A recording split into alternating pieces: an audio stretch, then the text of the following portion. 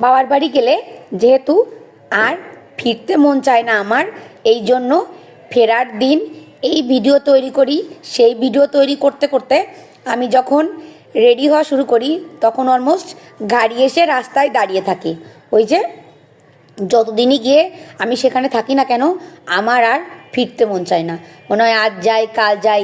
এবার মোটামুটি আমি গিয়ে 1 মাস থেকে আসলাম, মাঝে কিছুদিন শ্বশুরবাড়ি গিয়ে থেকেছি, এই যা। তবুও ফিরতে কিছুতেই মন চাচ্ছিল না, কিন্তু সেটা বললে তো আর হবে না, নিজের সংসার তো, সেখানে তো ফিরতেই হবে। অগত্য এই যে সব কিছু বাসায় আসার জন্য গাড়িতে উঠে পড়েছে, আমাদের অটো এসে রাস্তায় দাঁড়িয়েছিল এবং আমাদের লাগেজ বস্তা ব্যাগ সব তাতে উঠে পড়েছে। তারপর এই যে আমাদের টকলুবাবুর খুব ঠান্ডা লেগে গেছে, ওকে এখানে আমরা অনেকগুলো ডক্টর দেখিয়েছি কিন্তু ফলাফল সেই শূন্য। এজন্য তাকেও আমরা নিয়ে যাচ্ছি আজকে ফরিদপুর ডাক্তার দেখানোর উদ্দেশ্যে। আমরা রেডি হয়ে গেছি। এই যে মাঝপথে আমরা কিনছিলাম হচ্ছে কিছু খাবার দাবার, শুকনা খাবার। এই যে মুগলাই, এটা আমার ফ্রেন্ডের হোটেল, মানে ওদেরই দোকান ওটা।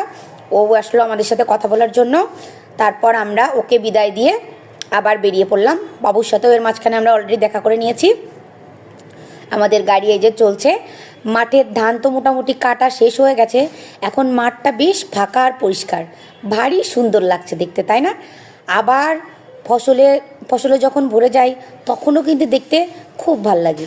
এই আসা যাওয়ার যে নিয়মটা, এটা আসলেই সুন্দর। আমরা এই যে অলরেডি চলে এসেছি বাস স্ট্যান্ডে। অটো থেকে আমাদের সব লাগেজ টাগেজ নামানো হচ্ছে এবং আমাদের বাসে যে দাঁড়িয়ে আছে, আমরা অলমোস্ট বাসে উঠে পড়েছি।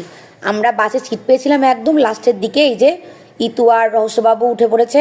রহস্যবাবু অলরেডি ততক্ষণে ঘুমিয়ে গেছিল, আর আমাদের ছোটোবাবুটা কিছু একটা খাচ্ছিল, কি খাচ্ছিল সেটা আপাতত মনে নেই। আর এই যে বস্তা ভর্তি করে নিয়ে আসলাম হেনো মাছ নেই, যেটা বাবু কিনে দেয়নি, রুই ইলিশ মৃগেল, তারপর শিং কই, মানে যত প্রকার মোটামুটি মাছ আছে সবই সে কিনে দেওয়ার চেষ্টা করেছে, ছোটো মাছ বড় মাছ। এই যে বোতলে বোতলে দুধ এসে গেছে, সবুজ শাক আলু পটল বেগুন কোনো কিছুই দিতে বাদ রাখেনি, সরিষার তেল পর্যন্ত দিয়ে দিয়েছে। আমার ওই যে বেসিক্যালি একটাই ধারণা, মেয়ের যেমনই বিয়ে হোক না কেন বাবা মার বোধহয় চিন্তা থাকে, আমার মেয়ে বোধহয় সেখানে ভালো খেতে পাচ্ছে না। এটা কার বাবার কতটুকু ধারণা জানি না, তবে আমার বাবার এটা নিয়ে খুবই মাথা ব্যথা। তার বোধহয় একটাই চিন্তা, আমার মেয়ে বোধহয় বাসায় বা অন্য কোথাও ঠিকমতো খেতে পায় না, যেটা আমি তাদেরকে খাওয়াই। এই যে সাথে চাউলের বস্তাও দিয়ে দিয়েছে। আরও আছে এই যে চানাচুর বিস্কিট, মায়ের রান্না করা খাবার, সেগুলো কি বাদ যাবে?